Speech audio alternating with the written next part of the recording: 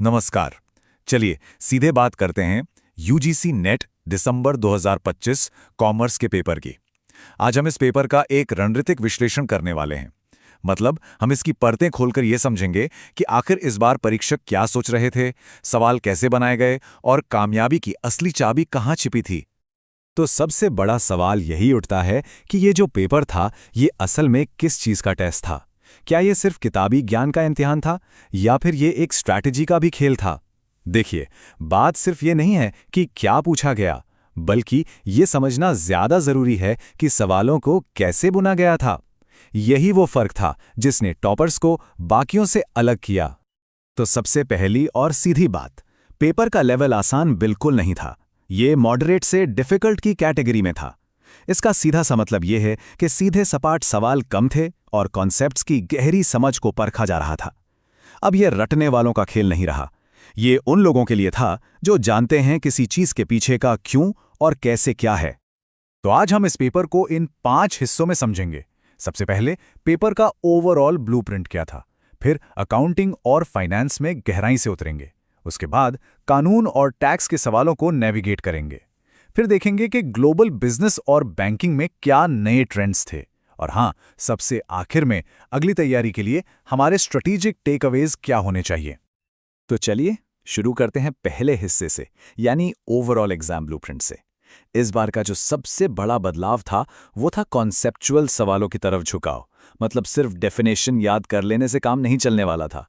उसके पीछे का लॉजिक समझना और उसे असल सिचुएशन में अप्लाई करना, ये बहुत ज़रूरी हो गया था। अब आते हैं उस सेक्शन पर जो कॉमर्स वालों के लिए दिल की धड़कन जैसा होता है, अकाउंटिंग और फिनेंस। सही में ये वो सेक्शन था जहां प्रैक्टिकल कैलकुलेशंस और थ्योरेटिकल मॉडल्स का एक ऐसा मजेदार मिक्स देखने को मिला जिसने कई लोगों को उलझा कर रख दिया। अब देखिए, अकाउंटिंग और ऑडिटिंग में हुआ क्या। एग्जामिनर ने कुछ खास एरियाज पर फोकस किया।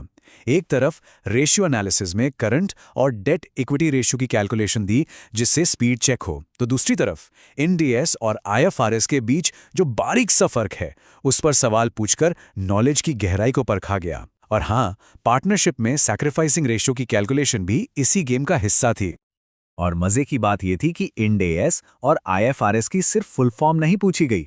सवाल ऐसे थे जहां मैचिंग करनी थी कि कौन सा स्टैंडर्ड किस एरिया में अप्लाई होता है। इससे एक बात तो साफ है, परीक्षक अब सतही ज्ञान से खुश नहीं है। वो चाहते हैं कि हम इन स्टैंडर्ड्स को असल में अप्लाई करना भी जानते हो। ऑडिटिंग में तो समझिए एक रेसिपी जैसा खेल था। सवालों का फोकस ऑडिट प्रोसेस के लॉजिकल फ्लो पर था। मतलब सिर्फ ये जानना काफी नहीं कि स्टेप्स क्या हैं, बल्कि ये भी पता होना चाहिए कि कौन सा स्टेप किसके बाद आता है। तैयारी के लिए ये एक बहुत ही जरूरी पॉइंट है, इसे नोट कर लीजिए। अब जैसे वॉल्टर मॉडल को ही ले लीजिए। ये क्या है? ये एक डिविडेंड पॉलिसी मॉडल है जो एक फर्म के return rate, cost of capital और मार्केट वैल्यू के बीच का रिश्ता बताता है। और एग्जाम में क्या हुआ?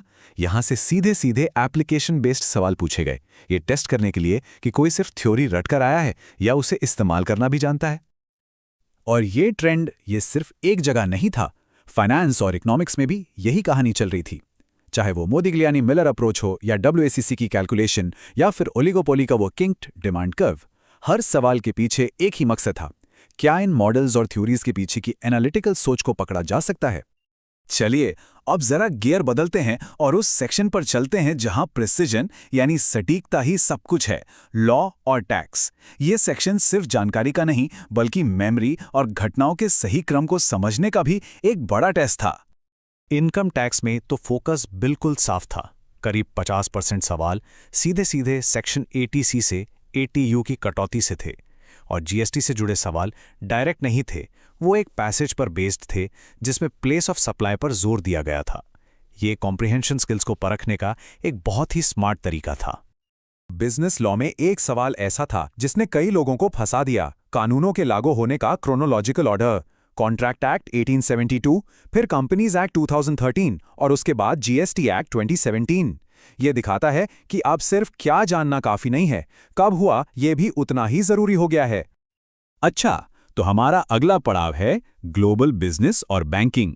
ये सेक्शन हमें साफ साफ बताता है कि यूजीसी नेट का एग्जाम अब सिर्फ किताबों तक ही सीमित नहीं है, बल्कि ये मॉडर्न इकोनॉमिक लैंडस्केप और दुनिया भर में हो रहे बदलावों पर भी गहरी नजर रखता है।